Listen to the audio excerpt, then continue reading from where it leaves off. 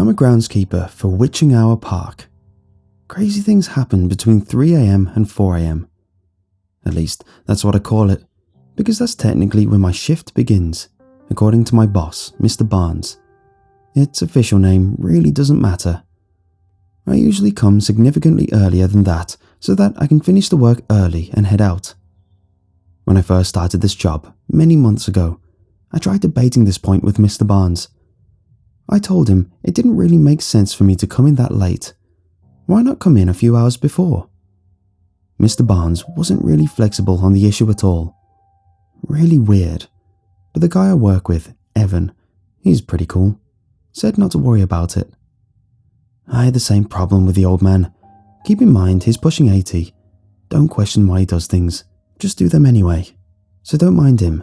Come in whenever you want. As long as Mr. Barnes has left the grounds, you're good. Mr. Barnes would typically leave around 11:30, based on what Evan said, but I always chose to come in a bit later than that, a little after 1 usually. The job actually started out really easy, and I enjoyed it for the most part, except everything was really creepy at that time of night, and the park was way out in the middle of nowhere. Anything could be walking in the woods beyond. But even Evan knew how to make the job fun.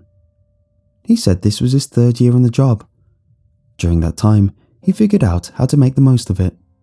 Brought his radio, and it was usually pretty good at picking up nearby stations. He never failed to bring a pack of cigarettes and would offer me one without hesitation. Being out there, hearing the crickets, and looking at the nearly infinite expanse of the night, I found myself grateful for the glowing ends of our cigarettes. Any additional source of lights was appreciated. The time I really looked forward to happened right after our shift started. Like I said, Evan knew how to make the most out of this job, and he'd bring a huge bag of marshmallows. He'd already have the sticks gathered by the time I arrived, the fire lit. We'd sit by the huge creek, and I'd watch the moon reflect gently off the rippling water as Evan began to tell me one of his creepy park stories. They were fairly generic, but I often enjoyed them. "You're not listening," Evan said, and my attention snapped back to him. He flicked his cigarette ashes into the fire, which hungrily devoured it. Evan smiled. "I can't believe you're not paying attention to probably the most important story I can tell you. This isn't just for entertainment either, Miles. Might end up saving your life." Evan gave me a wicked grin. It looked playful at first, but as the fire crackled in his excited eyes, fear creeped along the edges of my mind.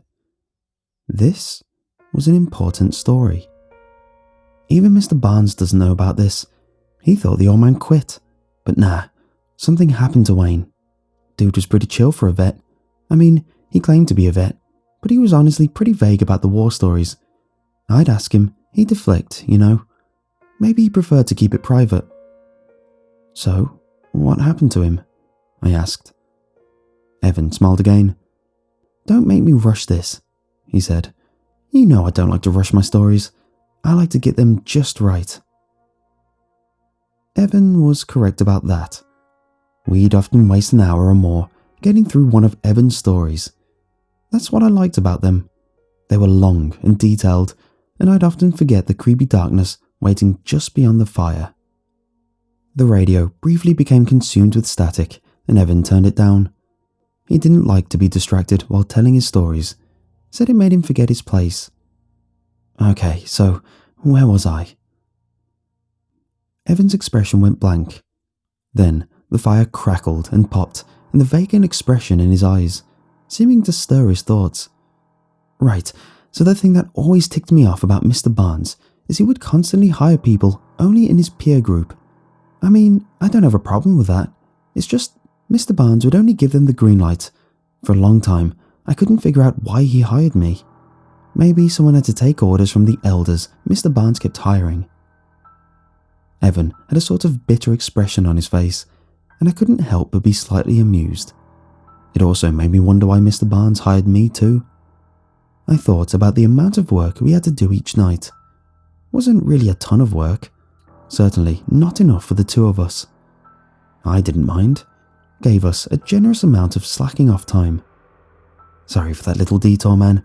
It's just that Mr. Barnes really ticks me off sometimes. Anyway, so this Wayne guy starts. First day, tries to boss me around, which wasn't the worst part. He was pretty weird too, talking about how he didn't want to work at night, that he was too old for this, complained about nearly everything, still managed to boss me around between complaints about this or that. Evan stopped talking for a minute. There had been a flopping sound in the water.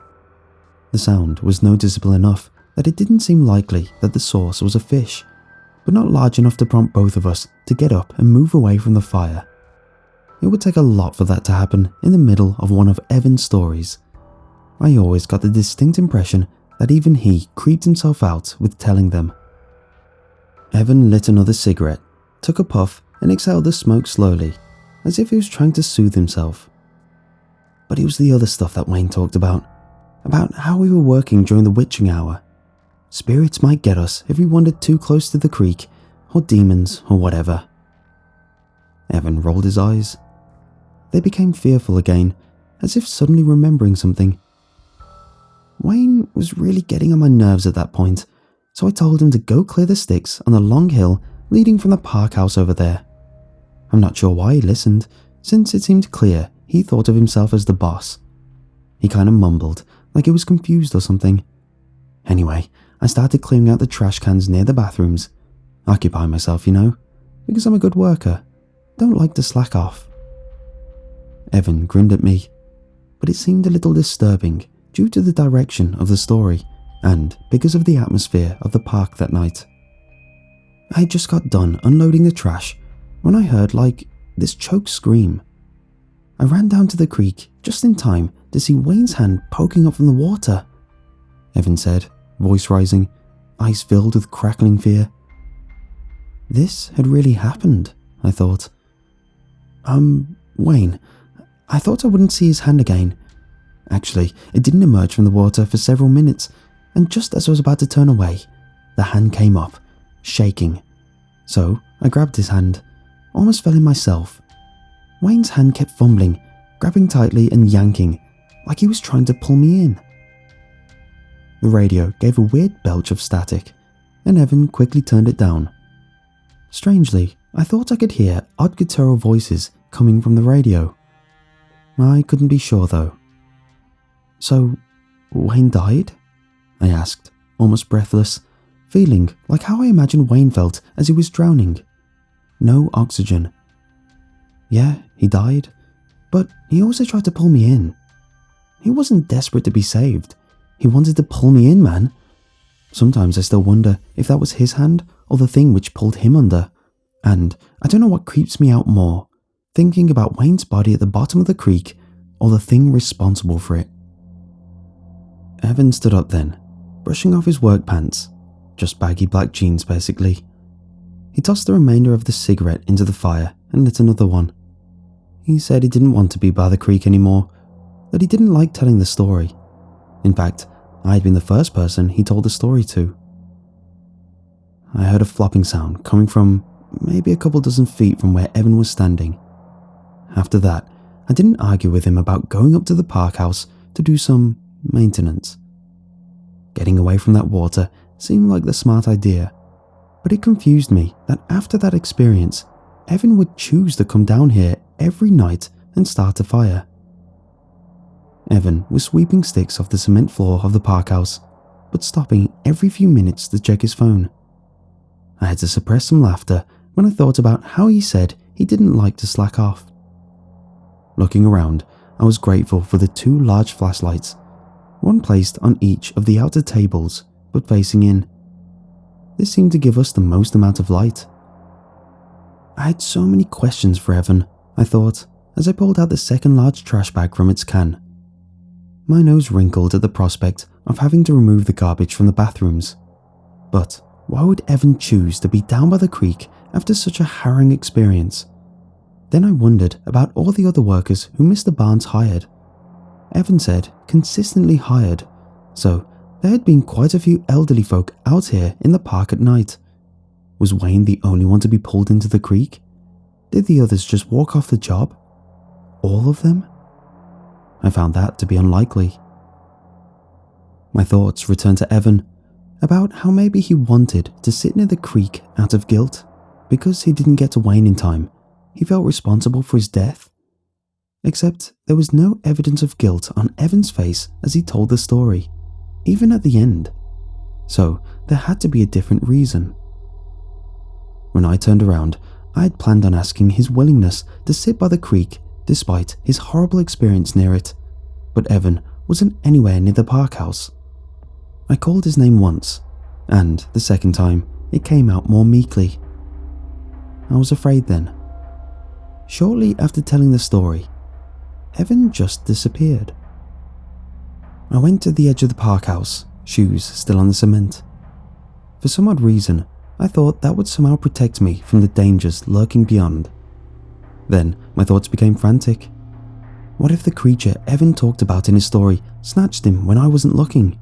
And if it had done so, that meant it could sneak up on me at any time without me being aware. Suddenly, I didn't feel safe at all. Maybe it wasn't a bad idea to put some distance between myself and the area where I had last glimpsed Evan. I took one of the flashlights and shook it, checking to make sure the lights wouldn't flicker. I walked to the edge of the hill, shining the flashlight down toward the creek. Nothing but the sound of crickets and the creeping of the mist along the surface of the water. I shivered. What the hell took you and Wayne? I said to myself. I contemplated just getting in my car and leaving. It sat as a hulking piece of red metal in a small gravel parking lot far away from the park house. Too far away. I turned my flashlight toward the creek again, and this time I saw a vague shape just standing there. As much as I wanted to run down the hill since I thought it might be Evan, I couldn't because it had started to rain. Nothing too heavy, but despite that, I didn't want to chance hurrying down the hill and slipping and tumbling all the way down. I slowly made my way down the hill. The vague shape didn't seem to be moving at all, or at least not with any consistent forward motion. It would sort of lurch forward, and I thought a few times it would fall into the creek, but it would always snap back. I called out Evan's name a few times. No response from it, but intuitively I knew it was Evan. Toward the end, I was so anxious to confirm this that I slid and fell a few feet to the bottom. It took several moments, but I finally got back on my feet and practically ran to the shape. It was indeed Evan. I couldn't concentrate on his swaying because the radio he had placed near the fire on an old tree stump emitted harsh, staticky sounds, and the guttural voices occurred at a much more rapid pace. I swore I heard what sounded like gurgling. It was harsh on my ears, also making me a little frightened. I quickly switched the radio off, then ran back to Evan. I had to shake him several times before he apparently snapped out of it. He couldn't remember walking down to the creek, and he was in such a daze I didn't even bother asking the question which was on my mind. There was a splashing sound some inches from the creek's edge. Small and harmless enough at first, but it made me jump. Evan became more clear-eyed when both of us glimpsed. I'm not quite sure what we saw. It seemed like a hand at first, distinctly human, but another glance revealed it to be too bony and arched. I swear I thought I saw claws, reflecting the thin sliver of moonlight which managed to poke through the clouds. Evan and I both ran to the park house, an exchange of words not even necessary. The rest of the night passed without incident. I'm not sure why we stayed, except travelling up the hill leading out of the park to the gravel parking lot seemed like a fool's errand.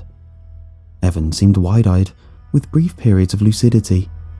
I had to keep shaking him back to reality. At about 4 a.m, Evan stabilised almost completely. In his clear-headed state, he suggested we remain under the roof of the park house until the sun was completely visible in the sky. I did agree, and, like I said, walking to our cars seemed ill-advised.